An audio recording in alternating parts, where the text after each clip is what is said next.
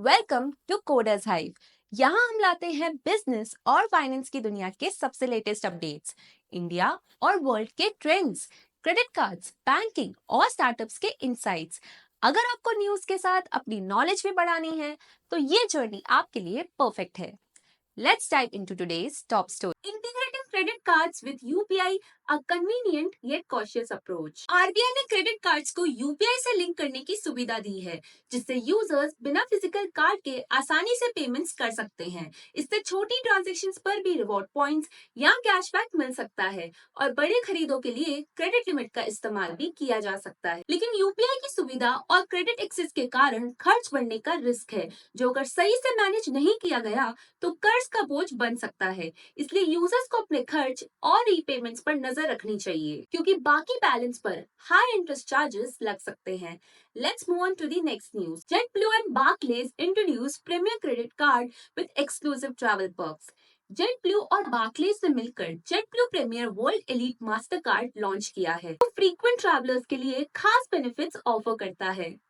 नए card holders को पहले 3 महीने में $5,000 स्पेंड करने पर 70,000 ट्रू ब्लू पॉइंट्स और म्यूजिक स्टेटस के लिए 5 टाइल्स मिलेंगे। कार्ड मेंबर्स और उनका एक गेस्ट जेटब्लू के नए लाउंजेस JFK और बॉस्टन लोगन एयरपोर्ट्स पर और दुनिया भर के 1500 से ज्यादा प्रायोरिटी पास लाउंजेस का कॉम्प्लीमेंट्री एक्सेस पा सकते हैं। इसके अलावा कार्ड पर पैसली ट्रैवल परचेजेस के लिए हर साल $300 तक के स्टेटमेंट क्रेडिट्स, ग्लोबल एंट्री या TSA pre check free credits, priority boarding और पहला चेक बैक फ्री जैसे बेनिफिट्स भी मिलते हैं। इस कार्ड का एनुअल फी $499 है और हर ऑथराइज्ड यूजर के लिए $150 एक्स्ट्रा लगेगा। Let's move on to the next news.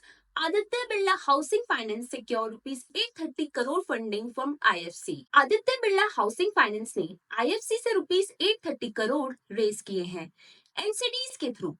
ये फंड्स लो और मिडिल इनकम ग्रुप्स को हाउसिंग लोन्स देने के लिए यूज होंगे, खास करके वुमेन को होम ओनरशिप प्रमोट करने के लिए। कुछ funds MSMEs, specially women lead businesses को सपोर्ट करने के लिए रखे गए हैं। इसका गोल फाइनेंशियल इंक्लूजन को बढ़ाना है और अफोर्डेबल हाउसिंग और MSME सेक्टर्स को अपलिफ्ट करना है। ABHFL ने 2014 में अपने ऑपरेशंस शुरू किए हैं और अब 23,236 करोड़ के एसेट्स मैनेज कर रहे हैं। Let's move on to the next news. RBI infuses ₹1.5 lakh करोड़ into banking system, bank stocks rally. RBI ने बैंकिंग सिस्टम में ₹1.5 लाख करोड़ की लिक्विडिटी इंजेक्ट की है। आरबीआई ने बैंकिंग सिस्टम में ₹1.5 लाख करोड़ की लिक्विडिटी इंजेक्ट की है, जिससे बैंक्स और NBFCs के शेयर्स में तेजी देख पाई है। आरबीआई ने बैंकिंग सिस्टम में ₹1.5 लाख करोड़ की लिक्विडिटी इंजेक्ट की है, जिससे बैंक्स और NBFCs के शेयर्स में तेजी देखी गई है। HDFC bank, AU small finance bank और IDFC फर्स्ट बैंक के शेयर्स लगभग 3% तक बढ़े। एनालिसिस्ट का कहना है कि ये कदम लिक्विडिटी डेफिशिएट को कम करने और मनी मार्केट्स को स्टेबलाइज करने के लिए उठाया गया है। इसे 7 फरवरी को होने वाली मॉनेटरी पॉलिसी रिव्यू में रेट कट की उम्मीद भी बढ़ गई है। इन्वेस्टर्स को बैंकिंग स्टॉक्स पर नजर रखनी चाहिए, क्योंकि इम्प्रूव्ड लिक्विडिटी से लेंडिंग कैपेसिटी और प्रॉफिटेबिलिटी में सुधार हो सकता है, जो बैंक शेयर्स के प्राइसेस को आगे बढ़ा सकते हैं। Let's move on to the next news. 5 years of COVID, small businesses challenges and resilience. Covid के पहले वेव में छोटे बिजनेसेस को भारी फाइनेंशियल लॉसेस का सामना करना पड़ा था और कई बिजनेसेस बंद हो गए। सर्वाइवल के लिए उन्होंने अपनी स्ट्रैटेजी बदल दी और ऑनलाइन प्लेटफॉर्म्स पर शिफ्ट कर दिया, प्रोडक्ट्स डाइवर्सिफाई किए और एक्सपेंसेस को काफी कम किया। फिर भी इकोनॉमिक अनसर्टेनिटी के कारण लोन्स लेना मुश्किल रहा और कई बिजनेसेस कर्ज के चक्कर में फंस गए।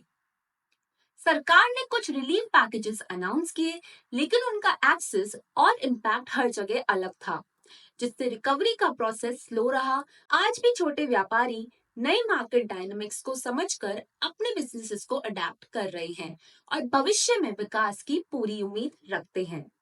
Let's move on to the next news. Australia to invest $200 million to strengthen trade and business ties with India. Bharat की ऑस्ट्रेलिया को एक्सपोर्ट्स पिछले 5 सालों में 66% बढ़ गई है, जो ग्लोबल ग्रोथ रेट से काफी ज्यादा है।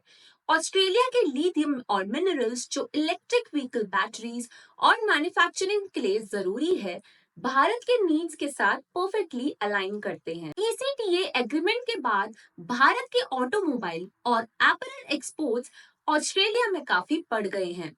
कॉम्प्रिहेंसिव इकोनॉमिक कोऑपरेशन एग्रीमेंट के लिए टॉक्स चल रही हैं, जिसमें 12 से ज्यादा राउंड्स हो चुके हैं और ट्रेड को बूस्ट करने की उम्मीद है। दोनों देश रिन्यूएबल एनर्जी और डिजिटल सेक्टर्स में अपनी स्ट्रेंथ्स को लीवरेज करते हुए म्यूचुअल कोलैबोरेशन पर फोकस कर रहे हैं।